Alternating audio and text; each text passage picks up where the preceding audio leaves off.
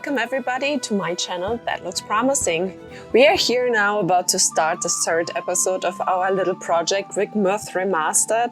And yeah, we're here again with our Titan Kronos. And for those who watched the second episode, you already know that Kronos is on a mission here. He is on a mission to dethrone his father, and he is still trying to get the support from his brothers. And yeah, he's now here paying a visit to Hyperion and his family. So this is Hyperion's home.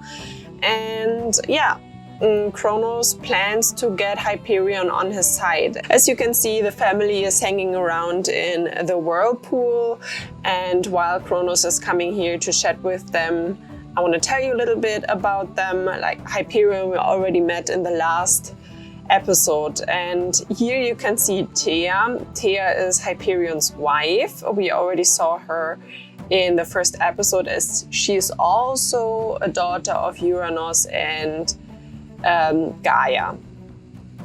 And Kronos is just spending some time with the family, joining them in what they like to do. This family is all about luxury, all about being noble, being a proud family, having manners. They are like, you can say, a little bit snobby. So yeah, Thea actually is having a nickname. She is actually called the Divine One. She's the goddess of brightness and light. And that is because before she married Hyperion, she wanted to stay a virgin. And in Greek mythology, this is something very holy and divine one. So that is why Thea has her nickname. As we learned in last episode, Rhea helped Kronos a little bit with how he can pursue Hyperion a little bit. And yeah, Rhea told him, hey, you need to offer him something that makes him think he is in a better position after you dethroned our father. And this is what Kronos is planning to do. He prepared some food, so he is placing that on the table and asking everyone to come for dinner. Yeah, and while they're sitting down, you probably wonder who is this girl and who's that boy. This is actually the kids of Thea and Hyperion. Helios, that's the personification of the sun, and Selene is the personification of the moon. So yeah,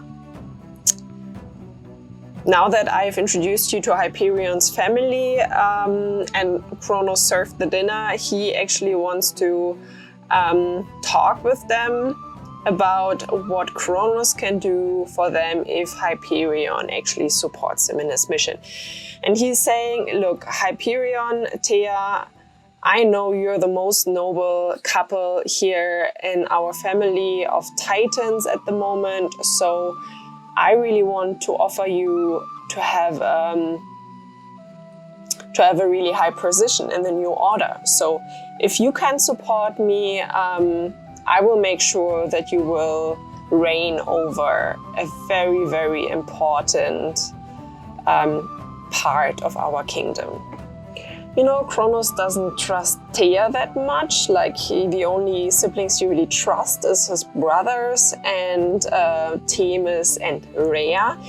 Thea is also a sister of Kronos, but he didn't really trust her that much. But he knows that Thea is really, really important to Hyperion, and Hyperion most of the time listens to what Thea, the Divine One, says. So I think she's wearing the pants in this relationship. So Kronos made sure that Thea is listening as well. And yeah, I think Hyperion and Thea listened to what Kronos had to say, and Kronos kind of showed Kronos showed that he is genuine by actually expressing what he plans in front of Thea as well, and in front of the kids. The whole family is here. So yeah, he's saying, please, let's be discreet about what we've been talking about here, because this is, of course, a very dangerous topic right now, as Uranus is the current king, and yeah, he could do a lot of things to us. Yeah. So Kronos did what he planned to do, and therefore I think Kronos is leaving now. Just gonna make him leave the house. And yeah, Thea is also asking Celine to leave. These two are now discussing their interests about this whole matter. And they are very happy, look at them, they're very enthusiastic about their new upcoming life. They don't think that much about the risk at that point. They only see what there's to gain. They don't really see what there's to lose if they actually lose. So yeah, they both agree that this family should support Kronos. They also agree that Thea won't fight. Hyperion will be the only one that is going to fight on Kronos' side. Thea will not join any physical mission here. So Kronos has some other brothers that he wants to get on his side, and I would say we continue following Kronos here on his mission. Alright guys, it's early in the morning. Kronos traveled to Gaia's home because at the end of the last episode, Gaia actually told Kronos to come by during the next days. They talked about a tool that could actually hurt Uranus, and Kronos came to visit Gaia now to check if she has something in mind right now, and she's actually giving him a gift. Just do that real quick, because she actually prepared something.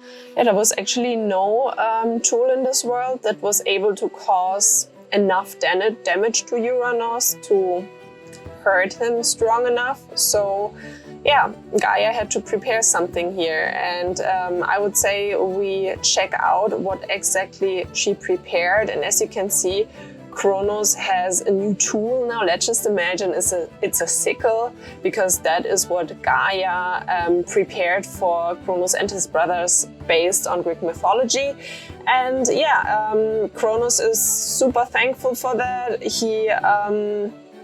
He makes her a compliment because he's very surprised that she was able to prepare something like that. But listen, I mean, Gaia is the current queen of all gods. She definitely has some power as well. And yeah, Kronos will use that sickle wisely. He is now also more confident that he gets Chaos on his side, because Chaos was the one that was really skeptical that they could win, but now having actually a tool to be able to hurt Uranus, it will make him think twice if he doesn't want to join. Yeah, and I would say Kronos is now paying Chaos and his family a visit, and I see you guys there. Kronos is now paying a visit to his brother Chaos, the Titan god of intelligence. Look at their beautiful house. I thought it's a nice little gimmick here to have this kind of architecture with an open roof and the pool in the inside that will catch drinking water, even though the Titan gods don't really need that. But I thought it's a nice little idea to visualize, hey, this family is all about intelligence. And yeah, let's see what the family is doing right now. Kronos is coming in to talk to them, but yeah, Chaos is right now having a deep conversation with his wife, Phoebe. Phoebe is actually the Titan goddess of prophetic wisdom, so she's also a very smart woman, but she is more reading between the lines, meditating a lot. She has sometimes the visions of the future. Chaos, compared to that, is more the rational thinker. He makes his decision based on facts. And yeah, Kronos came here to talk to Chaos, and yeah, he asked him actually to have a private talk. And Chaos, he's a he's a very nice and proper man. He agrees to that, and they get over here and sit together. Yeah. While they're doing this, let's just have a look at the two daughters that they have. We have Leto on the one side, which is one daughter, the younger one, and Asteria. Asteria is actually the Titan goddess of stars. Which purpose Leto has, we'll find out later. In my opinion, like, we can just make a little bit of development here with the characters. They're still young. Asteria already knows her purpose, but Leto doesn't yet. Yeah, so Kronos is a very charismatic man, so before he actually starts... So Kronos is a very charismatic man. He notices that Kyros feels very sad, so he's asking, hey brother, what's wrong? What are you thinking about? And Kyros is like, look, I've been thinking about that so much and I feel so sad for our mother, but I really don't know what we can do. I would love to help in any way, but I have so many doubts that we can overthrow Uranus just because he is so powerful. And yeah, that's the moment for Kronos to show the sickle. I would say we show him the sickle real quick. So yeah. And Kyros is super curious, you know. He wants to understand the whole universe and he's never heard about a tool like this. So yeah, he's saying like, Kronos, I would love to have a closer look onto this tool. So if you could leave the sickle with me, I would love to analyze it and study it a little better. And Kronos is like, sure brother, I'll trust you with that if I can also trust you with your support in my mission to overthrow our father. And yeah, actually Kronos got him where he wants him. Kyros is too curious. He really wants to understand this tool, this new object in this world that's so powerful that it can hurt the king of all gods, Uranus. So he actually agrees. And yeah, Kronos got his 4 brothers on his side. The only brother that's missing is Oceanos. He really doesn't know if he can get him on his side, but anyways, he will try. So yeah, next stop, Oceanos' home. A new day just has started and Kronos is paying Oceanos a visit. We're here at Oceanos' home. You can see a lot of waters involved for a good reason. You probably remember that Oceanos is the Titan god of the ocean and the river Oceanos. Here again to mention, there's different sources, so you never really know which is the correct title for a Titan, and yeah, therefore I just mentioned both of them here. While Kronos is walking to Oceanos, let's just have a look at Oceanos' beautiful wife Thetis. We know her from the first episode, and yeah, from the introduction you probably know her a little different. I'm just gonna show you real quick how her appearance changed when she goes swimming. So yeah, as you can see, she changes her form into a little mermaid. And yeah, she's just spending some time with her 2 daughters, MYTHS and Eurybia.